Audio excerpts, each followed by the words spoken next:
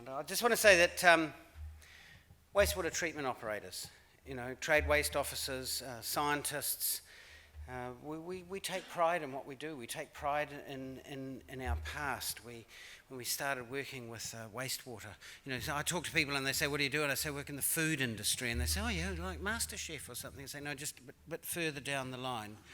I say, "What do you mean?" I say, "Well, I work in the used food industry." They go, "What's used food?" And I say, "Well, you eat the food and you use it and it goes down a pipeline and I'm at the other end and they all start moving away from you."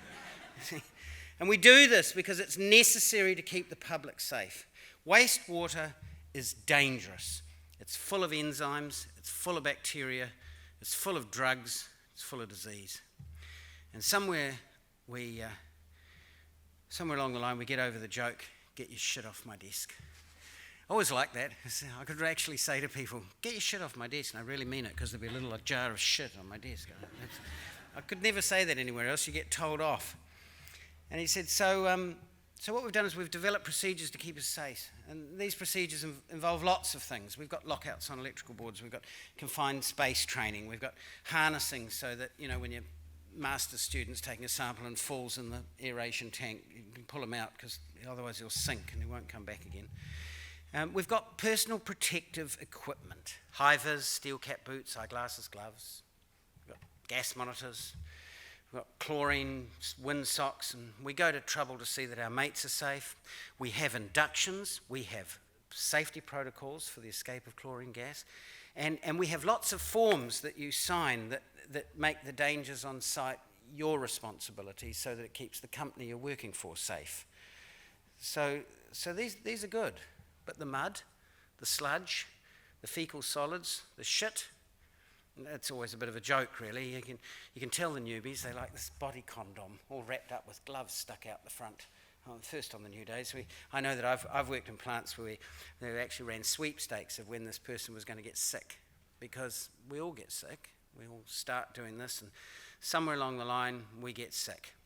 Now, for me, I got sick my first time because I was working in an office. Hadn't been to a sewage treatment plant, didn't know anything about them. Just the company had built itself a laboratory, and the air vent from the laboratory was right across my desk, and it had no HEFA filter in it, so it was blowing across my face.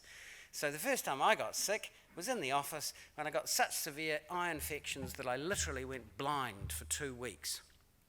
And then I never got sick again. That was my first time. I never get sick again. We say to ourselves it's like an immunisation process. And actually it is, to a degree. So for 14 years, I never got sick. People who get the flu fall down. People who get gastroenteritis fall down. Everybody would fall down. I never got sick. It's quite funny, because you'd be at work and somebody would say, "Oh, John's off sick today." And you go, "Oh, what game's on today?" Because he's not sick. See? And so we don't get sick. And because we don't get sick, we forget about the dangers of the bugs, because they're not physical, and they won't cut your leg off like a crush injury will, but they can. And that's the point of this presentation. Bugs are local. They're like all these little animals we run on this farm. We've got our local bugs, but the animals that come from other countries, they're different to ours, and if we're not used to them, that's when our livestock becomes dangerous for us. So when working in a sewage plant in which the feces from the backsides of 4,000 Chinese and Korean tourists was running rampant, my body wasn't ready for the different strains of those bugs that had come in, and that very nearly killed me. Now, it is a fact that our industry, although it's not advertised, has one of the much higher rates of industry than any other occupations. And we have lots of scientific data to back that up. We are exposed to a number of different hazards. There's, up here are the 4 main sets of hazards that we've got. We're exposed to chemicals and materials. You hear the fluorine people, "Don't put fluorine in the water. If you drink hydrofluoric acid, you'll die." Yes, but it's at very low levels. But if it falls on your boot, it's an issue.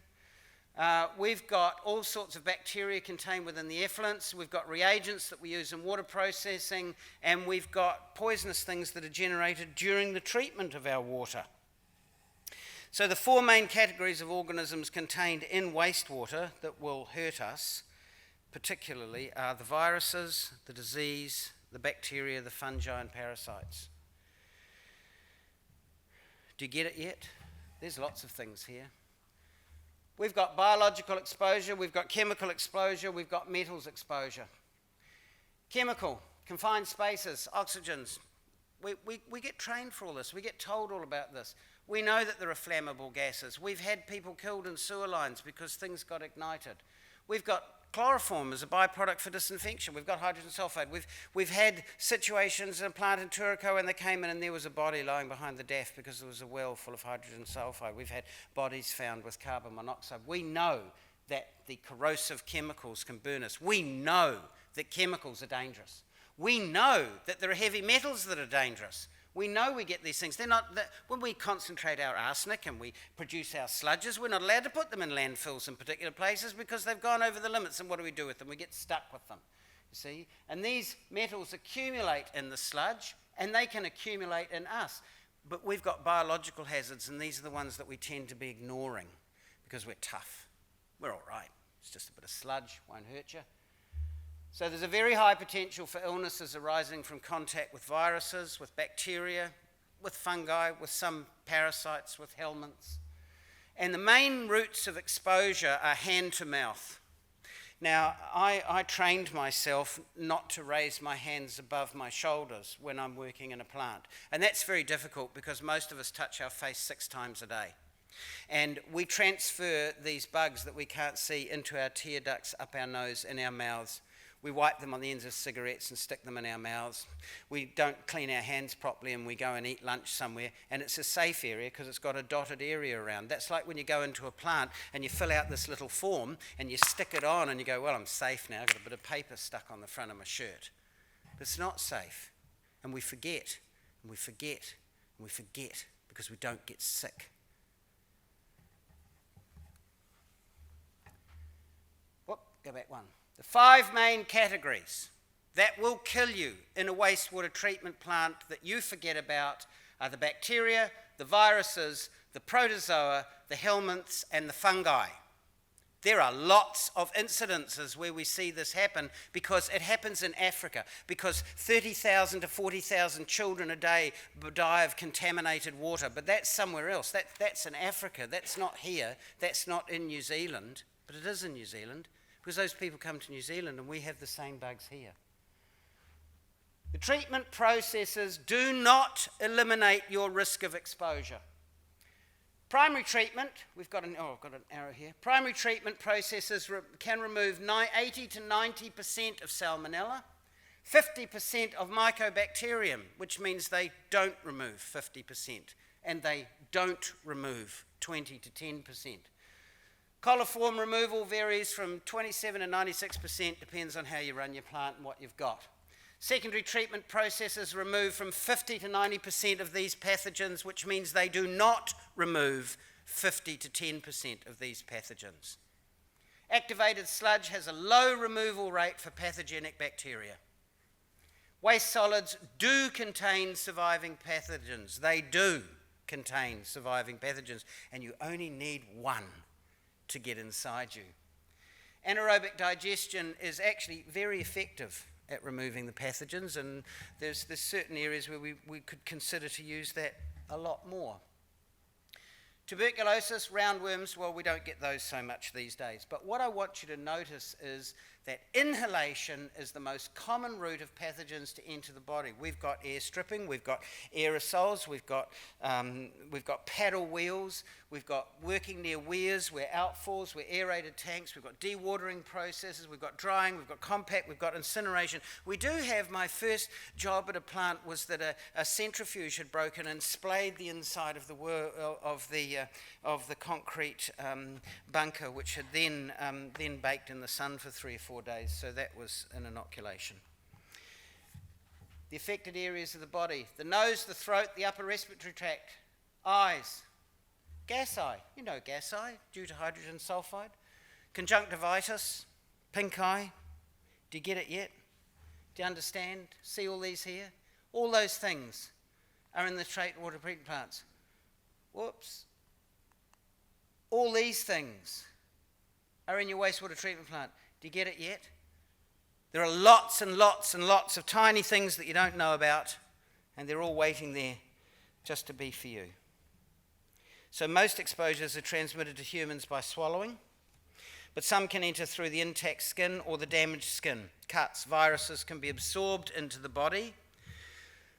We can breathe in contaminated water, droplets, aerosols. We swallow it all the time. It's in the air, it's on the handrails, it's on the steering wheels of our car, it's on our boots, it's on our clothes, it's everywhere. It's on the kitchen tables in the cafeteria.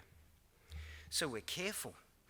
We don't go to work if we've got cuts and we've got open things. We wash our hands to showers. We don't wear our infected boots or clothes into our homes. We don't, do we? Yeah, well, you don't, do you? Yes, but some do. So the difficulty is that once you've got all this PPE, what happens when it's actually your PPE? What happens when it's your personal protective equipment that is actually killing you? And that's what this is about. Because I didn't think much of it at first. I didn't realise that the inside of the steel on the edge of my exposed foot was the packing had come off. Because of previous accidents, I'm desensitised. I can't feel my feet. I spent a lot of time in a wheelchair. So when the steel started cutting the side of my foot open and removing the skin and making it bleed, I didn't feel it. I walked around all day like that. I walked around all day leaving with sewage flowing over my hands, gloves or not. That's why I never lift my hands above my shoulders. So when I took my boots off and put my clean sandals on to go home, I didn't notice that there was a wet patch on the side of my sock. And when I got home, I didn't think much about it. But I saw that, and I thought, oh, damn, I've blistered my foot. That's a bit of a pain in the ass. So I thought, well, I've ruptured the blister, I better put a dressing on it. And 24 hours later, my daughter was taking me to hospital because my foot was going black. And I wasn't even then prepared to go. I was going, oh, yeah, ruptured blister, put a dressing on it. So I thought, okay, I'm going to go to hospital, I'm going to get a dressing, I'm going to get it cleaned up. This black here is the beginning of gangrene. These blisters here are the beginning of Staphylococcus A that is in my bloodstream that is beginning to come out. You'll notice that the nails, in 24 hours, the nails have gone black. You can see that there's an infection growing on the back of my foot, and this is at 48 hours. And I'd spent a lot of those hours actually in the hospital. A nurse came and asked me to wait a bit, and a doctor looked at it, and then 6 more nurses came, and I was thinking, oh, well, I need to go home, I need to do a few things. And this kept going on until it was past night time, and then a man walked into the room. He looked at my foot for about 10 seconds, and he said, oh, can you sign this, please? He drew on my leg, and I said, what's that? He said, we're going into surgery now. I'm going to be cutting your leg off. I said, I beg your pardon, you're joking. And he said, yeah, well, it's 11 o'clock at night. And I said, oh, well, can I have a second opinion? He said, certainly. So on the second opinion, he said, by the time you get it, I'm cutting your leg off there. It's entirely up to you. I don't mind if I go home. So I signed a form, and I went into a theatre thinking that when I came out of that theatre, after 48 hours from having been in a wastewater treatment plant and cutting my toe open, they were going to cut my leg off. That was a pretty sobering thing. 72 hours from having a scratch on my foot inside a boot, and I was in a hospital bed signing a form to have my leg cut off. We forget about the danger. The real danger about us all the time in wastewater treatment plant. When I came out of surgery, I still had my foot on. And I went, wow. I said, thank you for saving my foot. And the reply was, oh, well, we're working on that. You're not diabetic. You don't smoke. You're not obese. You seem relatively fit. We thought in this case we'd try something else. I didn't know that trying something else was going to mean that I was going to spend the next 2 years in hospital, having 7 sets of operations, 7 general anaesthetics, and 8 other procedures without general anaesthetic. I was discharged into a ward that night, and when I woke up in the morning, I found that every other person in that ward had had limbs cut off. I was the only person in the ward that hadn't had their leg cut off. So what happened? What happened was that normal bacteria that we have every day, Staphylococcus A, you all have it, it's all on your skin, had somehow penetrated the skin barrier and gone inside and mixed with some other bacteria called Clostridium, and that mix had moved into my body and found new territory and gone, whoa, we like it, it's open, look at this, green fields will breed, build houses, make schools, have children. And that's what it did at a great rate of lots. And then what happened was the bacteria started to eat my body. It got into the bones, osteomyelitis. You can't really see it here, but this MRI shows infections in the bone joint. You can see bits and pieces coming off the side here. Now, it's a rare but serious condition because it keeps recurring. It keeps recurring. It keeps recurring. There's not much you can do about it. Once the bacteria comes out, then it starts to eat your body. And they pump you full of antibiotics and they don't know if they can stop it. So you can see the size of the foot has swollen up. This is now a bacterial breeding factory in here. And this is where it has started eating the top off my toe. The other thing that happens is that old injuries come out. You can see that this has been cut out. Because one day I came home because I couldn't feel my feet and I couldn't get my shoe off. I thought, I can't get my shoe off. So I looked down, I had a nail. It had gone through my shoe, it had gone out through the top of my foot and come out the top of my boot. And I'd been walking around on that all day. So the kids thought it was a bit of a laugh. I had to sit down, get a hammer, pull the nail out of my foot, take my foot off. There was blood everywhere, and I did the classic slip on the banana, smack on my back on the kitchen floor. Everybody thought that was quite funny, including myself at the time. My wife didn't. So the first response was masses of antibiotics. Masses and masses ones. They give you lots of different ones because they don't know what one's going to work. And in the meantime, as they gave me these antibiotics, the bacteria kept eating my body and the old injuries started coming back. This is post the first operation where they've cut the piece out of the back of my foot down to the bone, and they've taken flesh out of my thigh and put it in there and then put a skin graft on the top to try and stop the bacteria from eating the complete back out of my foot. They've also chopped the nails off here, and as you can see, within a couple of days, it was still eating off the top of my foot.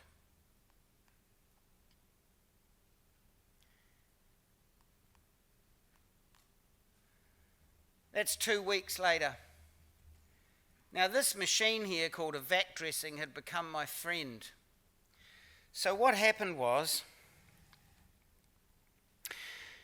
in sewage treatment plants, we have got all kinds of chemicals. We've got all kinds of antibiotics. We have got estrogen. We have got birth control tablets. And the things that happens with these is the bacteria become resistant and they grow and they get stronger and they get stronger. And we end up with what is called MRSA, multi-resistant Staphylococcus aureus. And it's in every plant that you've got, and it is deadly to all of you. I've had 9 joints removed from one foot, 14 from another. I've had to learn to walk again. These vac dressings become your friend. The whole thing was that the wounds get better. You get better, you get fit, and then you go away and you stub your toe, and the bacteria releases from the bones, and then you're back in hospital again. I spent 6 of those weeks lying on my back, unable to move from that position because by now both legs were infected. You have to be carried to the toilet. With all these machines attached to you, going to the toilet becomes a logistical exercise where you have to organise people to carry you there. We used to do it in the water. It was quite funny. We had this scoreboard. 10 meant you didn't make the bathroom. 9 meant you made the bathroom, but you didn't make the throne. 3 o'clock in the morning, I'm ringing the buzzer, knowing that I have to go to the bathroom. The nurse finally turns up, and she's pregnant, so she can't push me. So now I'm hanging on bed with 2 machines waiting for somebody else to take me into the bathroom. And I finally get into the bathroom and I make the throne. And I hear a voice in the ward go, 8.2. That was never an 8.2. Yes, it was. She was pregnant. He had to wait. All right, we'll give him that. Logistics. At least I learnt that when I was going on. Now what happens is that this bacteria had become super soldiers and it kept eating my body from the inside. It did not respond to normal frontline antibiotics. In 6 weeks I was put into surgery again and they cut some more off and then they cut some bones out. And then they cut joints out, and this was an ongoing process that went for 2 years. It was actually quite a funny moment at one point where they said, oh, we're going to actually amputate that toe. Oh, okay. Actually, it was quite good because I went in the operating theatre and they said, oh, you're a frequent flyer. I said, yes, do I get points with that? He said, no. So they cut the toe off and I came out and I said, oh, I thought you were going to cut my toe off. He said, oh, we did. I said, well, it doesn't look like it. He said, oh, no, we put some other bones in there. I said, really? Where from? Oh, I don't know, someone else. Really? You put bones from someone else in my foot? Well, they were clean, he said. So the whole thing was that the wounds get better. I've said this, you get better. And then you've got double moon boots and crutches, and so you stub your toe, and then 24 hours later you're back in hospital. I actually went back to hospital 10 times, and 7 of those times resulted in surgery where they cut some more pieces out of my legs. And I can tell you that it becomes extremely, extremely demoralising. There's lots of dressings. There's lots of drugs.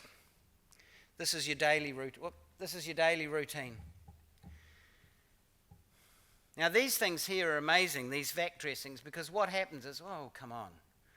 When they start really cutting pieces out of your feet, so underneath here, they've cut it down to the bone, so all that's left is the 4 bones and the 4 tendons, and then they cut some flesh out and they put it in there, and then they put the vac dressings on, and the vac dressings apply negative pressure, and they actually grow the flesh up through the tendons. It's incredible to watch. It's extremely painful, but it's fun to watch.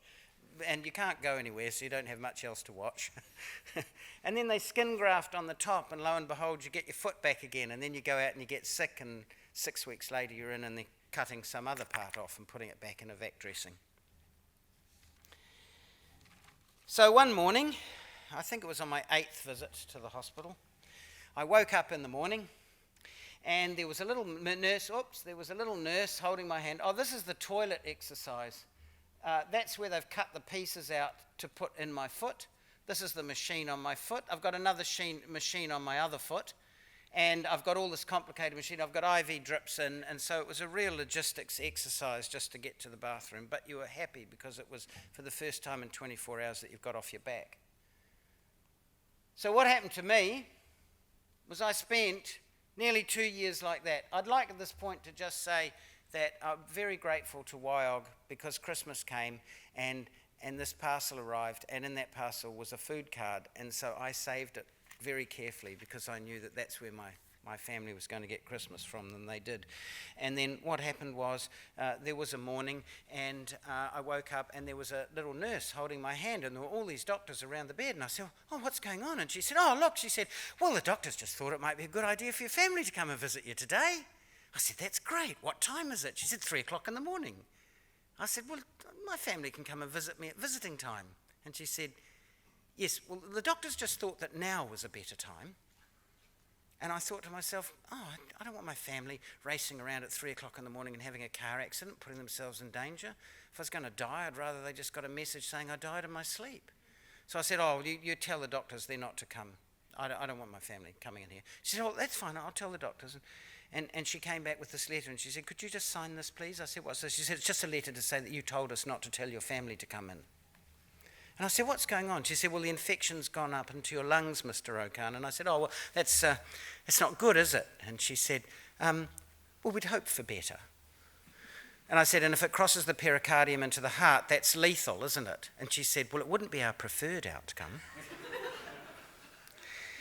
I wasn't very well. And I blacked out, unconscious. And I woke up in a sea of blood. I had blood all over the bed. I had blood coming out of every orifice. They had a whole lot more doctors there. They cleaned me up.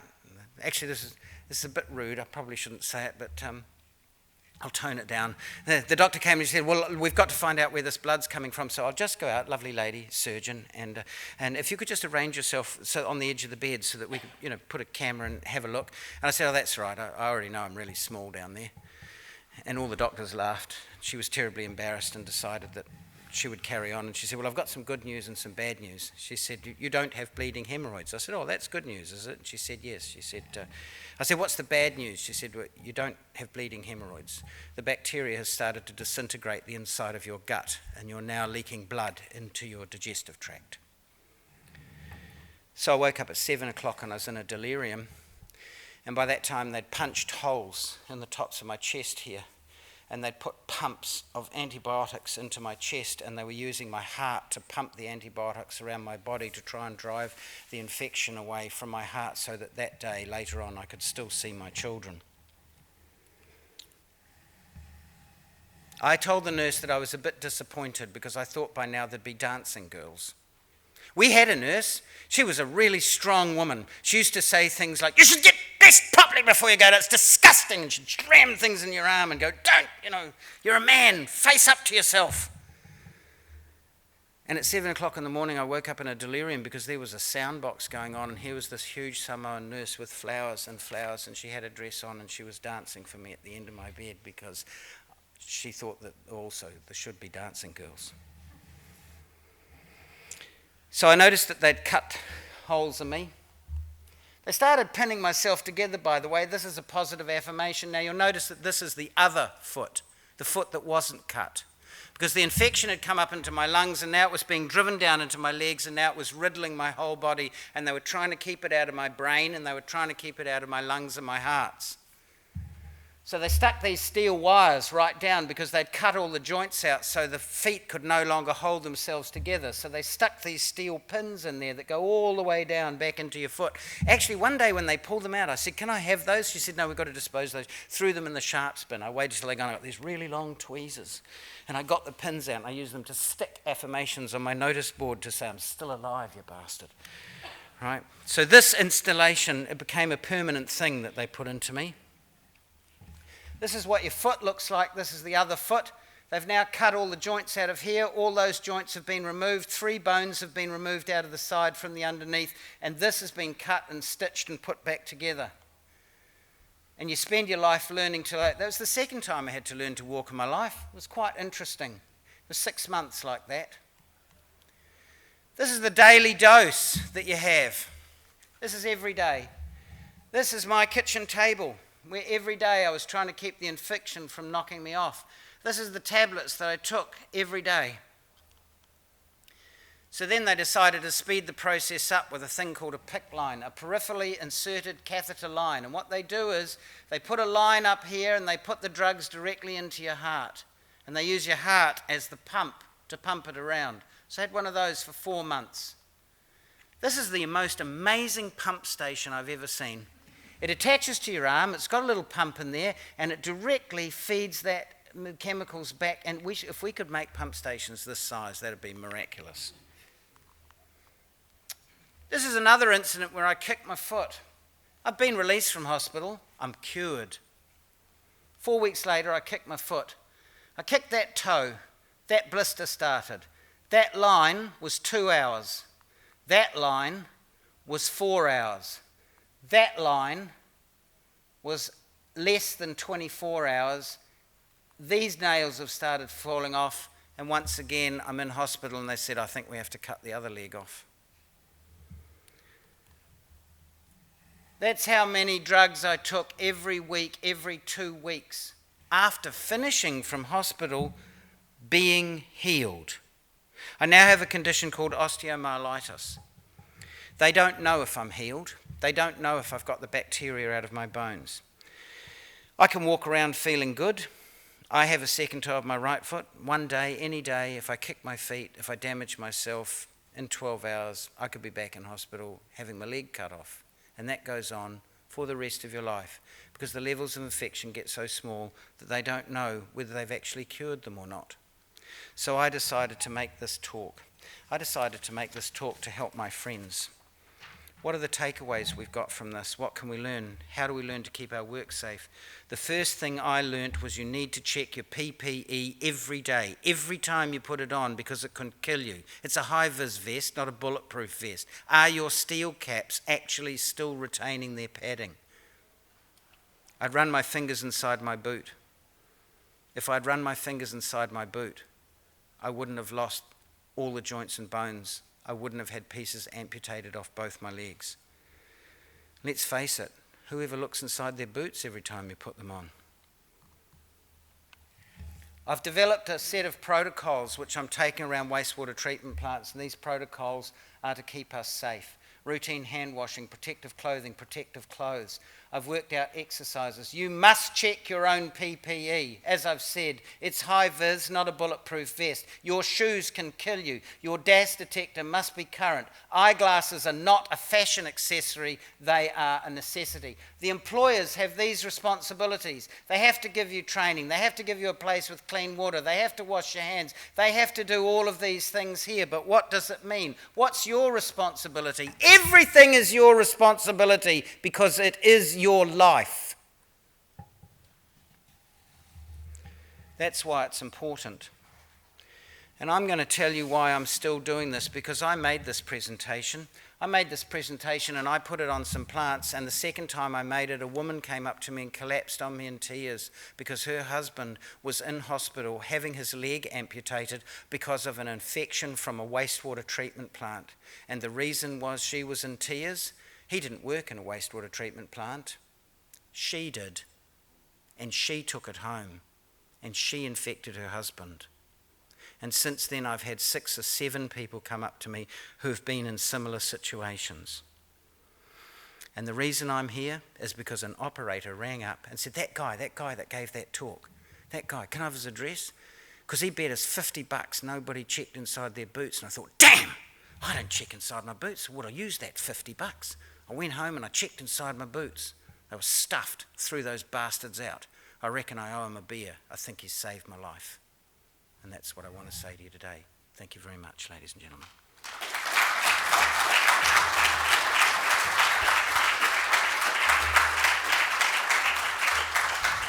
Thanks, Tara. I know we're over time, but I didn't want to stop that, eh? Have we got any questions, or does everybody just want to go for a beer? Yeah, you just want to go for a beer.